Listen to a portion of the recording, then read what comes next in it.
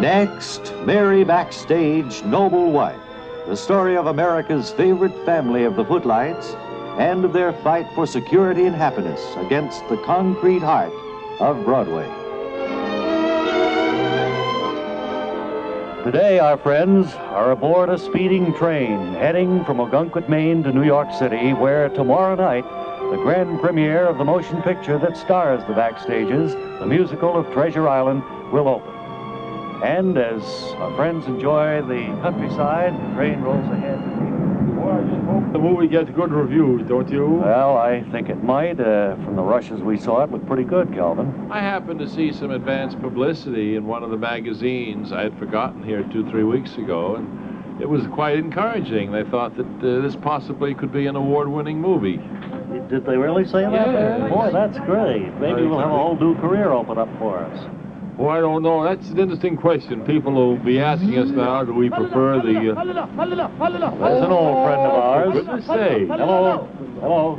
Hello there, Train Bob. Hello, Train Bob. People will start asking us now, do we prefer the reactions of the live audience as we do a Broadway show? Yes, yes. Or movies, what's the difference between making a movie and doing a Broadway show and TV and so forth? Get all those interview questions. Hello, sir.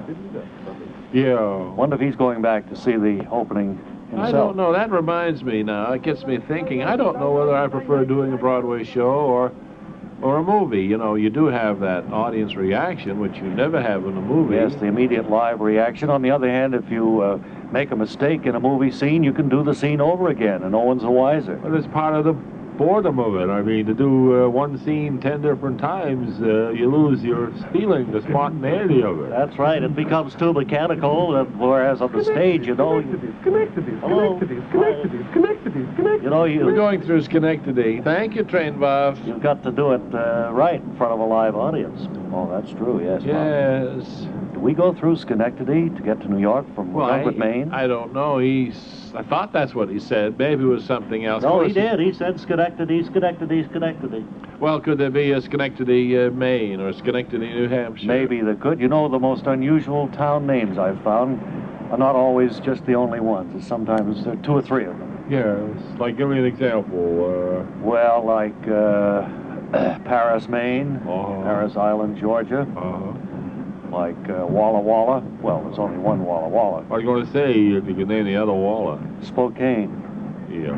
Well, that's not a Walla. No. That's in Washington. It's a one of a kind, too, come to think of it. Spokane is. There's not 2 Spokanes that you know of? And they pronounce it Spokane, anyway. I know they do. But it's the same city. There's only one of them. Yeah. Los Angeles.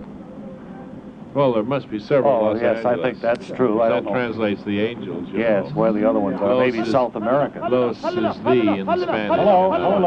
Angeles would be the angels. The angels, you see. Yes, yeah, angels. We figured that out ourselves, Mary. Yeah. We're going through Honolulu right now. Then if you know so much, Mary, what would Las Vegas mean? Las would mean what, or those? And what would Vegas mean?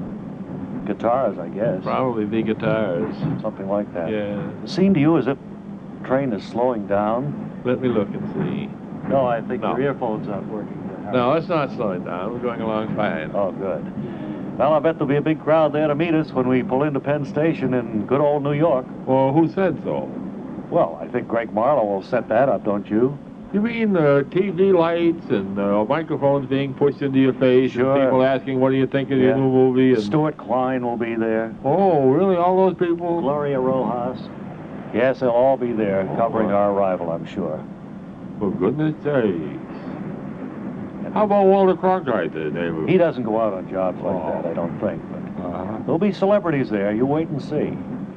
Well, I certainly better powder my face and get ready.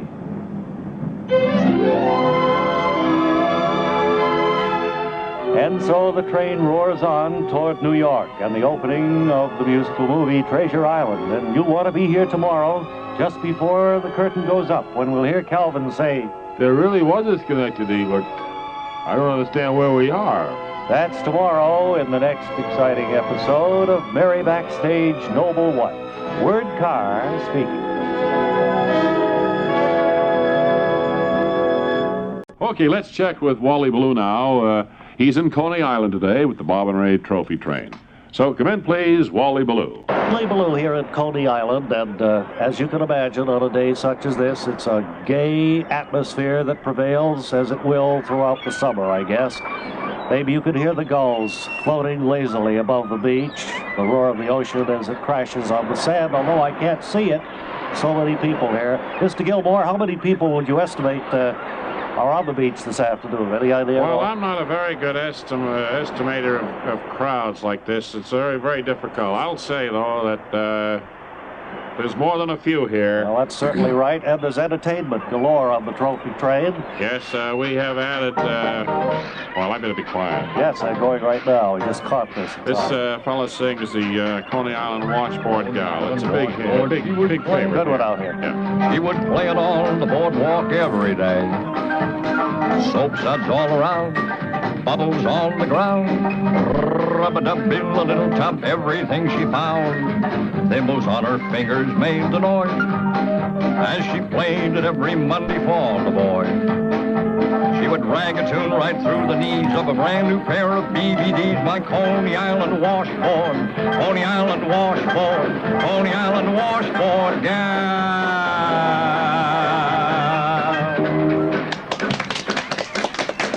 Well, that's it. The Coney Island washboard for a Monday afternoon here with the trophy train and all of the happy people going aboard it. We've had a wonderful reaction here to the trophy train, Coney Island. We're very pleased with it. And I think you're featuring some hot dogs as the special of the You bet day. we are, right. Wally Ballou, then I'll report in later. Now back to the studio. Today, our beautifully decorated Bob and Ray studio is graced by the presence of Clifton Wlinger. And he's here to tell us about his trade. He's a pizza flipper at John's Circular Food Restaurant over here on 42nd Street. Are you from New York, Mr. Wordlinger? No, I'm from Menlo Park, New Jersey, Mr. Goulding. And isn't Menlo Park the home of Thomas A. Edison, the wizard of Menlo Park? Yes, although in his younger years, he wasn't known as a wizard. Well, I guess a person has to do quite a bit before he's known as a wizard. That's right. That's the reason you won't find too many young wizards around these days. Well, Edison certainly was a Garden State genius. I'll say that for him. No question of that. Just his work on the movie camera alone would qualify him for that. And when you add to that the incandescent light. Yeah, he was a New Jersey great, all right. Now, how did you become a pizza flipper, Mr. Wordlinger? Well, my uncle Joseph Hanover was a famous pizza flipper, and he taught me how to flip pizza. Joseph Hanover. Mm-hmm. I believe as a child I used to sneak into the, was it the Rococo restaurant where he was? Yes, that's right, the Rococo. That's where he worked. I used to sneak in just to watch your uncle work in the center of the restaurant, flipping them as high as 40 feet sometimes. Whatever happened to your uncle, Mr. Wordlinger? Well, his eyesight started to go. A lot of the stuff he was throwing into the air began to settle on the patrons. He wasn't much good after that. Well, I'm certainly glad I caught your uncle, Joseph Hanover, while he was in his prime. I didn't have that kind of luck. I was there on his last night. Proud, defiant man. Well, look, you don't have to talk about it if you don't want to, Mr. Wordlinger. Well, that's all right. It's no good to keep these things bottled up. Actually, it's the first time in years I've talked about him, and I feel a bit better for doing it. I'll tell you what I remember about him. He had these leonine features and gnarled hands and this ageless kind of dignity. Well, I think we'd all have to say that the man was touched by greatness. I don't know if you know this, Mr. Wordlinger, but in those days, your uncle was often compared to Ben Turpin. I didn't know that, no. Well, your uncle was a modest man, and he probably didn't want to tell you about it. Another measure of his greatness, Mr. Cooley. Yes. And, well, he had the deep, rich quality of burnished brass. Incidentally, he was a personal friend of, who was that chap I was thinking of? Well, it'll come to mind. He's a very prominent person here at former Mayor Lindsay, I believe. Oh, well, I had heard that. It's good to have it confirmed. Well, time is running out, Mr. Wordlinger, so I'd like to ask you, has there been any recent or radical change in pizza flipping since your uncle's day? Well, yes. We don't flip the pizzas as high as they used to in the old days. There's too many pizza snatchers around. And a pizza snatcher is a person who grabs the descending pizza before it lands and runs off with it? Yes, that's right. Uh-huh. Even when we throw them up as little as 2 feet, we have to elbow our way in there to grab them. That's a very unusual situation. And, of course, you've been a very unusual guest. Clifton Wlinger. nephew of Joseph Hanover, a New Jersey great, a former pizza great. Thank you very much.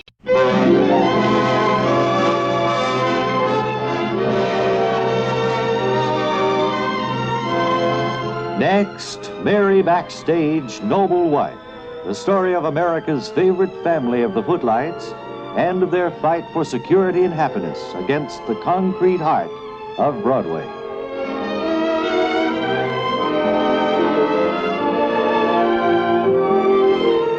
It's the night of the grand premiere of the motion picture musical Treasure Island, starring Mary and Harry Backstage at the Summer Garden Theater in New York. The picture is nearing its conclusion, and in the lobby, Mary, Harry, Pop, and Greg, and Calvin wait for the audience to come out and the first reactions. Well, I wish I didn't have to wear this suit, you know, this top hat and the long tails and the vest. I'm just ringing here. Well, it's what you wear on an opening night premiere, Calvin. Oh, and you do look pretty good. And these gloves and the cane. I mean, I'm really roasting. Say, look over there. Isn't that Larry Gray, the interviewer? Oh, yes, it is. He must be interviewing all the celebrities who are here to see the opening of our new movie. They're just about ready to pour out. I figure the picture's over in about half a minute. Did you get any feeling from the audience? Did they like it, or what did you I think? couldn't tell, Mary. I was so excited sitting there and watching our performance. I don't know. I guess maybe it was the heat, but I fell asleep. I had a nap for about 15, 20 minutes. I missed most of the movie. Oh, well, I'm sorry about that. What can you do? Let's go over and see if we can listen to some of the interviews. Here come some people out of the theater. Oh, there's some celebrities, too. All right, we're on the air. Will you be quiet, please? The movie premiere of Treasure Island has just concluded, and some of the people are flowing out here into the lobby, and I'd like to ask some of the more famous Frankie Lane, would you come over here just a minute, Frankie? Frankie Lane, ladies and gentlemen, here to see the premiere of the Backstage picture, Treasure Island. Frankie, I bet you got something good to say about the picture, don't you? Hey, I think that's Frankie Lane. They're trying to get him up to the microphone. Yeah, sure looks like Frankie. Sure it is. That's who it is. Yeah, well, he's going to talk to him, I guess, when he gets the microphone ready. Yeah. Yes, you know, it's funny that... Oh, it's the Backstages, ladies and gentlemen. Hello. This is Backstage. I couldn't quite get through to the celebrities over there in the corner, but my assistant's helping me. What did you think of your picture? Well, of course, I was the star of the motion picture, and I enjoyed it very much. You played Mrs. Squire Trelawney, I believe. Yes, that's right. When was the picture made, Mrs. Backstage? It was made several months ago out in Hawaii and then down in Samoa. Oh, yes. And we did a lot of it in Hollywood. Bet you had some exciting times out there. Excuse me just a minute. Did. I see Frankie Lane. Dad. Hello, Frankie. Ladies and gentlemen, this is Frankie Lane saying hello to you and all your listeners. Frankie, I wanted to Is ask... it true some of them would like a personally autographed photo? No, there's no time for that. Thank you, Frankie, for talking with us. I did want to ask him how he liked the picture, but he... How do you like the picture, beat Frankie? it. No, he beat it right away. What do you mean? He held his fingers to his nose. Well, I don't know that. Wait a minute. Somebody's at the door coming. Hello, I'm Bert Lancaster. Oh! Sure, Bert. We're going to call you over. I'd like to ask you a question or two. What can I do for you? Well, I'd like to know what that title of your movie I saw on TV last night, Rope of Sand, what does that mean? Can you tell us? Well, it refers to a desert. But in particular, it means the deadly South African desert that coils around the fabulous diamond fields. It makes a natural barrier protecting the richest area on the face of the earth. Well, thanks very much, Bert. And what did you think of Oh, he's gone back into the crowd. Mrs. Backstage, I wanted to ask you one thing. Did you have some exciting experience while you made the movie? Well, not that I so long ago, I can hardly remember. Well, my assistant just handed me a note. Vic Damone just flew in for the premiere tonight. Vic, did you enjoy it? I thought I would drop in like this and take this opportunity to say hello to all of your listeners and to thank you for playing my record. Right, well, it's been an exciting time. I want you to know how much I really appreciate this. And all the boys over here join me in saying hello to our friends and relatives in the States. Okay, Vic, very good. That's very nice, Vic. Vic Say hello to everybody wherever you came from. Right, well, he was over there in Europe, I guess, making a movie. And Hi. Hi. This is Eddie Fisher. Oh, hi, Eddie. I've just had the pleasure of recording a song called How Do You Speak to an Angel? How do you This is the song from the new Broadway musical Hazel Flag. Hazel I had a lot of luck with another Broadway tune called Wish You Were Here. And I hope that we can repeat with How Do You Speak to an Angel. You folks stand back or Thanks for listening, and I still would like to know, How do you speak to an angel? how do you speak to an angel? Well, I don't know, Eddie. Here's an old friend of mine, Tennessee, Ernie Ford. And Ernie, you're an old hand at the microphone. Say a few words, will you? Hi there, everybody. Hi. Well, you're not far off on that microphone business. I cut my show business teeth on a radio microphone. You did. And as the hours I've whirled away behind the mic and a pile of fine records. Right, and here's Fred Astaire. Fred, welcome to the premiere. Fred? Thank you. Thank you very much. Right. Very glad to be here. Did you like Treasure Island? I've been very fortunate to have many lovely girls to dance with. Ginger, Rita, Judy, Eleanor, Joan, Betty, Vera. I never danced last names. We won't go into that. I never danced with you, Mr. Astaire, that I recall. Mary, do you know Ethel Merman? She's right over here. Ethel, could we have a word or two from you, please? Hi, everybody. This is Ethel Merman. Hi, Ethel. It's a pleasure to be here today, and I hope I can answer all those questions you've got ready to throw at me. Well, my assistant says we don't have too much time, but I did want to ask you one or two things. Did you ever take singing lessons? No, I have never had a singing lesson in my life.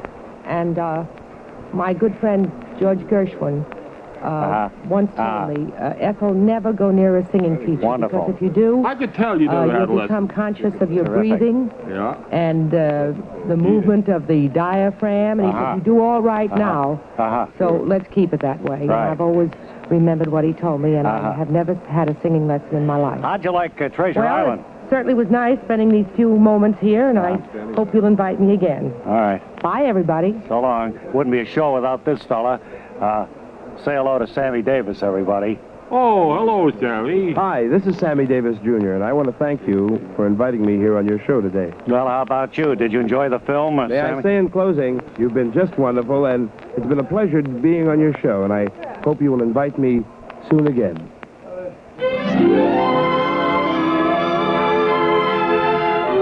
And so the premiere is over, and the votes are in.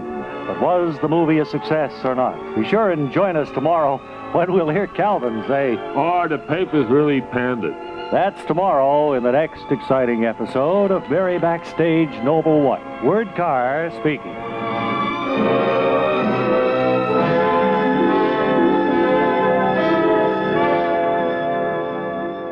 You listen to both the Bob and Ray Show and another radio program for a period of between 8 and 10 days, and has some findings to report. First of all, sir, the usual disclaimer, you've never met me before. 2 weeks ago, when I was introduced to you, and you told me that I was to participate for a fee in this. Well, how did... Bob, you've been out for a week, huh? This, who told you to report here, sir? I don't remember meeting you. 2 weeks ago, and you gave me this check. I haven't even put it in the bank yet. I see the signature on it? There it is. Oh, it's legitimate enough. Sure is. Now, the Monongahela Metal Foundry, maker of extra shiny steel ingots for home and office use, invites you to ride with the men of Squad Car 119. My name's Sam Finch. Me and my partner, Ralph R. Kruger, Jr., we're the unsung heroes of the police force. We ride a prowl car at night, driving with the headlights on when it's dark and turning them off when it's daylight. But either way, we're always on the lookout for trouble. The other evening, we'd just gotten back into the squad car after taking our dinner break when my partner, Ralph R. Kruger, Jr., turned to me and said, Did you know those little chocolate-covered after-dinner mints cost 3 cents a piece now, Sam? You mean the ones in foil wrappers that they always keep next to the cash register? That's right. My dinner check came to $2.98, so I just told the cashier to take a couple of after-dinner mints, and she could keep the change from $3. Then I suppose she said you owed her more money, huh? Yeah, she said the mints were 3 cents a piece now. I put one of them back and gave her an extra penny. I guess I was ashamed to put them both back. I can understand that, Ralph R. Jr. Putting them both back would have made you look like a cheapskate. That's the way I figured it, Sam. Besides, what could I have bought with my 2 cents change? You know, even after-dinner mints cost 3 cents a piece now. Yeah, that's true. Calling Car 119, Car 119, investigate a burglar alarm ringing at 2845 North Wilshire. A burglar alarm at 2845 North Wilshire. That's us. We better roll, but I don't think we have to. That's not in our district, come to think of it. Is that right? Are you sure about that? We've answered calls on Wilshire before. Only on the west side of Wilshire. 4528's an even number. That means it's on the east side of the street, so it's not in our district. Maybe you're right, Sam. I know Wilshire is the dividing line, but does the line run down the middle of the street or over on the east side? Down the middle. Dividing lines between districts always run down the middle of the street. So 4528's not in our district. Maybe you're right, Sam. You think maybe we should radio the dispatcher and tell him we're not going because it's not in our district? No need to do that, Ralph R. Jr. The dispatcher's got a map of the district right up on the wall of his office. Yeah, I'd forgotten about that. One look at the map and he'll know right away that 4528's not in our district. Sure. He's probably onto his mistake now. Car 119, Car 119. Disregard that call on a ringing burglar alarm at 2845 North Wilshire. The case has been handled by the men of Squad Car 306. The suspect has been apprehended, booked, and brought to trial. In 1 minute, the results of that trial. While we're waiting to hear the outcome of today's exciting case, here's important news of the sale of the year at your Monongahela Metal Foundry showroom. Perhaps you're one of many who's postponed buying new extra shiny steel ingots for your home because you thought you couldn't afford a full set of 6. No need to delay longer. For a limited time, your Monongahela dealer is offering 1 ingot absolutely free with the purchase of any 5 at the regular price. So why not decorate your home for all the big holiday weekends that'll be coming up during the year ahead? Visit your Monongahela agent and ask about its big 6 for the price of 5 sale today. The suspect in that ringing burglar alarm case at 2845 North Wilshire was convicted on 1 count of disturbing the peace by ringing a burglar alarm. Disturbing the peace is punishable by a fine of not less than $5 or a prison term of more than 5 years. Let's see, Wally Ballou is standing by now with the Bob and Ray Trophy train at, well, I don't know where he is. Wally will tell us. Come in, please, Wally Ballou. Steeple Chase Pier here in Coney Island with the second day of fans going aboard the trophy train, seeing some of the Bob and Ray Anna, which it contains, eating some of the food, which Mr. Gilmore supervises, and in general, having a fine day of sun, sea, and trophies. Mr. Gilmore, there is going to be a firework display here at 9 o'clock tonight, I'm told. Sir. That's right, Mr. Blue. What was that you said? Sun and what was Sun, sea, and trophies. Sun, sea, and trophies. That's beautiful. I'm going to make a note of that. Oh, it's not that good. Oh, you're just modest. You have a wonderful way with words. I've been listening to you quite critically. Now that I've been on the air so much, it's my business, you know. I consider myself qualified to criticize broadcasters, and I've heard a lot of them come, and I've heard a lot of broadcasters go, but to me, you're really the golden-throated, blonde marvel of broadcasting. Well, coming from you, that's a real compliment, Mr. Gilmore, because I know of no other trophy train manager who could take trains such as you have across the country, up and down the West Coast, back east, up to New England, back to New York, with as few foul-ups as befell the Bob and Ray Trophy. Everything is beautiful. Yes, it is, ma'am. Thank you, ma'am. Glad you enjoyed it. And the people are really, they're so pleased when they come off the trophy train after seeing things like Ray's old sneakers, his first tennis racket. Everything is beautiful. Yes, lady. I think she's trying to get on the air. Let me just say, it reminds me of Mrs. Miller that I used to hear. No, it isn't Mrs. Miller. Well, anyway, I want to say this, Wally, while I have this opportunity, that I have had the opportunity to listen to a great many broadcasters down through the years. I go way, way back to, say, Graham McNamee, and even before that, to Marty Glickman, even. And I would say this, that you don't have to carry anybody's bags. To me, you are the preeminent remote broadcaster in the broadcasting game today. Well, let me just say this, Mr. Gilmore. In the weeks, well, months actually, that I've been assigned to the trophy train, I've watched you work, and I must say I'm a big fan of yours. Well, let me just put it this way, that when it comes time to enter the Broadcasting Hall of Fame, I'm sure that the name Wally Ballou will certainly head that list. And if I have anything to do with it, I'll be the first to vote for it, believe me. And I know that this is no mutual admiration society here at all, that we each have our own little jobs each doing our job and doing it the best we can, the most workmanlike way. For those who've just joined the broadcast, I'm just saying that Wally Ballou here is golden-throated, and he certainly is... Blonde. You said I was blonde, too. Golden throat, blonde, beauty of broadcasting. Right, thank you. Everything is beautiful. I said Mr. Gilmore was one of the best trophy trained men. Having fun out there. One of those broadcasts where they get complimenting one another.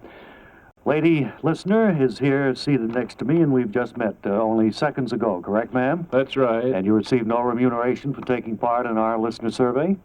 I'm sorry, what? I say you received no remuneration for taking part in our listener comparison No, I survey. received no remuneration. According to the rules of this ongoing project, you listened to the Bob and Ray program and to another radio program. Is that correct? That's true, I did. And you decided at the end of a period of some 10 days that you liked one better than the other. Which one, ma'am? I liked the Bob and Ray show better. Would you give us your reasons? Because all my white things seem to come out worlds wider, my colored things brighter. Thank you, ma'am.